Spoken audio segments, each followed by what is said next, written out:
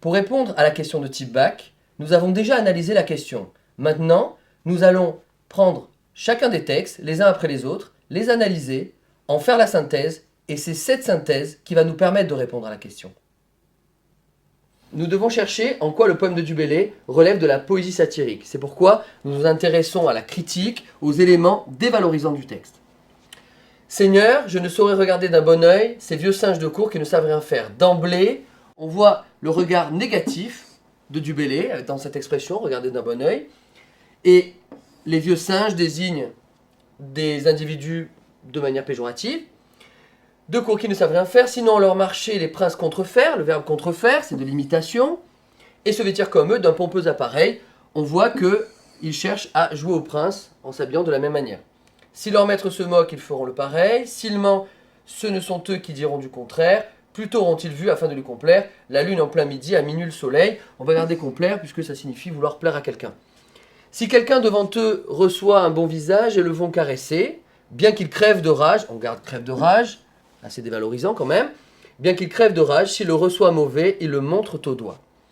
Mais ce qui plus contre eux quelquefois me dépite, c'est quand devant le roi, d'un visage hypocrite, le mot hypocrite, alors visage hypocrite on garde, puisque hypocrite désigne par son étymologie la volonté d'être comédien, ils se prennent à rire et ne savent pourquoi. Alors voyons de plus près sur quels éléments porte la critique. Nous voyons d'emblée, Seigneur, je ne saurais regarder d'un bon œil. On voit le regard critique que veut porter l'auteur. On a les vieux singes, contrefaire, pompeux appareils, complaire, crever de rage, visage hypocrite. On peut se demander sur qui porte des termes aussi dévalorisants. Le problème, c'est que pour être sûr de ne pas se tromper sur la visée de Du Bellay, il faut vraiment regarder le contexte, dans quel cadre se situe cette critique.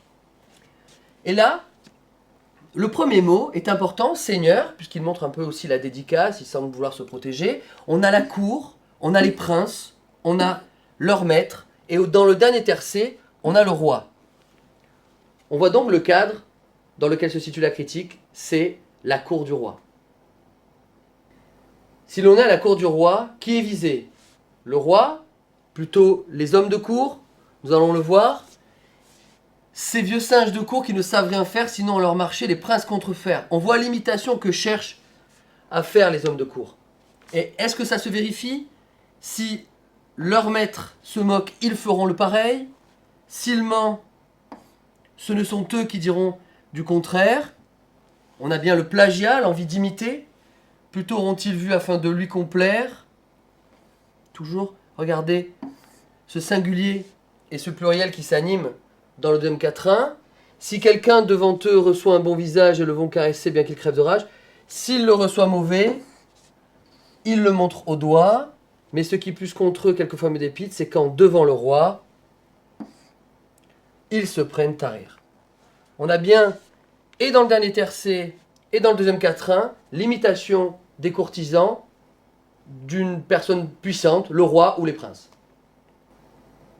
La critique de l'imitation des grands est au cœur du sonnet de Du Bellay, encadré par deux marques de personnes qui nous intéressent. J'attire votre attention sur elles.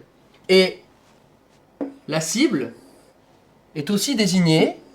Alors ce qui est intéressant ici, c'est la structure en miroir. Regardez, qui a un nom bien précis, qui est une structure en chiasme. Et le miroir est une notion qui m'intéresse particulièrement, puisque la notion d'image, de reflet, d'imitation est ce qui fonde la critique de Du Bellay. Quelles sont les idées à retenir dans le poème de Du Bellay? On a l'imitation des puissants. Alors on a vu c'était le roi, les princes, le maître, etc. Et on avait la critique des hommes de cour qui les imitent. On a vu qu'ils étaient ridicules.